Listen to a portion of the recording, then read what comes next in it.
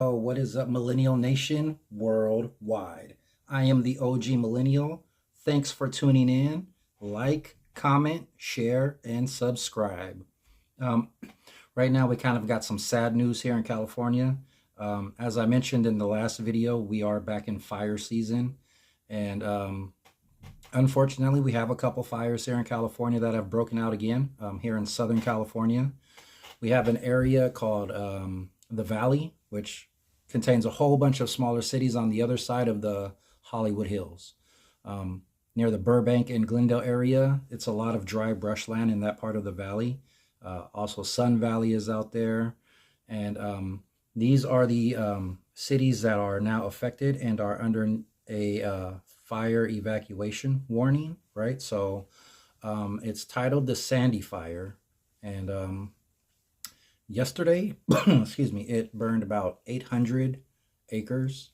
But as of today, it's grown to about 17,000 acres. So, or 1,700 acres rather. And there are evacuation warnings in place in Simi Valley. And you'll see videos and pictures of the big planes coming in, dumping the big red fire retardant stuff. And you see pictures of the big helicopters coming in, doing huge water drops. And these are key elements to help, fight these fires here in California. We have pretty good resources considering how tough it is to get in some of the areas where these fires are starting. So um, one of the things that I've noticed are happening is the flare-ups, right? They are having continued flare-ups happening in that general area, which is what's keeping a lot of people under these evacuation warnings. And sadly, because the wind here changes so quickly, it's very easy for a small little tiny fire to spread quickly. And apparently that's what happened with this Sandy fire. It spread very quickly. It was somewhat windy yesterday, but today we had not really very windy. So I think that's what they had to use in order to get it under somewhat control, right? Like, I don't think it's out yet. I haven't seen any news reports saying that it is completely out. But again, those fire warnings and evacuations are still in place. So it is still something to keep your eye out for. I noticed, though, some of the videos that I'm seeing, the red stuff that they're dumping, the fire retardant stuff that they're dumping on the lands and properties to prevent the fire from spreading, is almost doing more damage than the fire itself. If the fire doesn't reach that property, then this entire property has now been painted red. It also, I think, doesn't help the vegetation and landscaping, right? So if you have food that you might be growing in your backyard or something, I'm not sure it's going to be edible if you have fire retardant dumped onto your vegetation, right? So the big helicopters that are coming in and dumping water, I think is cool.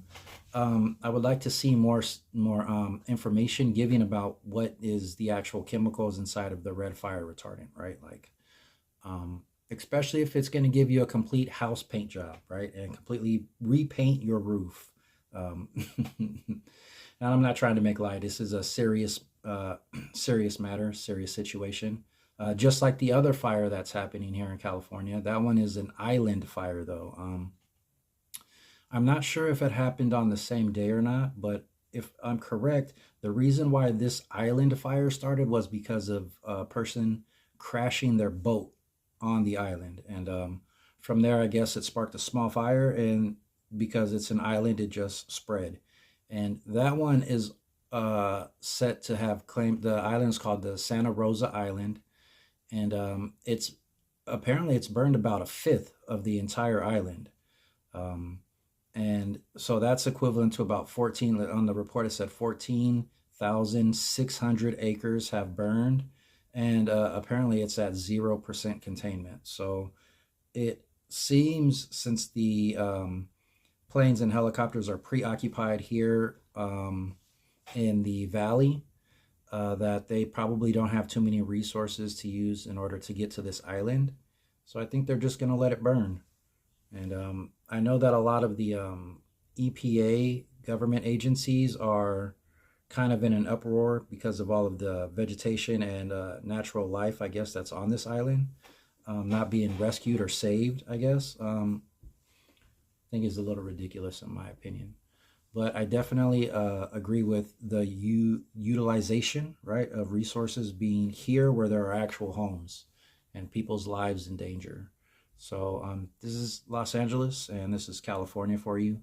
Um, every year we're going to catch these fires coming around.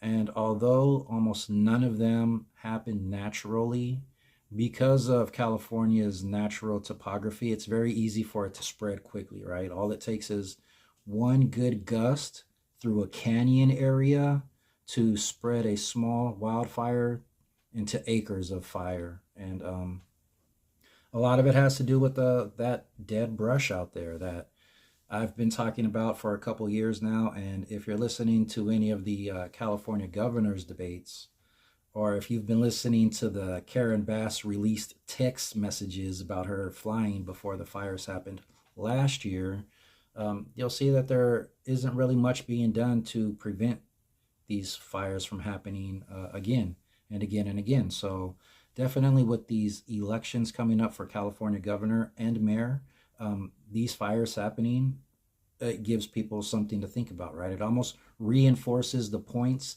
that might have been forgotten last year with last year's fires. So, um, definitely want to pray for those families. If you know anybody out there, I'm sure you might want to give them a call. There are tons of help relief lines. I know you could probably get a hold of the Red Cross. Um, and I could try and do some online searches to find some other agencies. I'm sure they're probably going to need some help with food distribution and water for sure, right? Um, but I guess probably prayers is the most that we can do, right? As just a regular civilian. So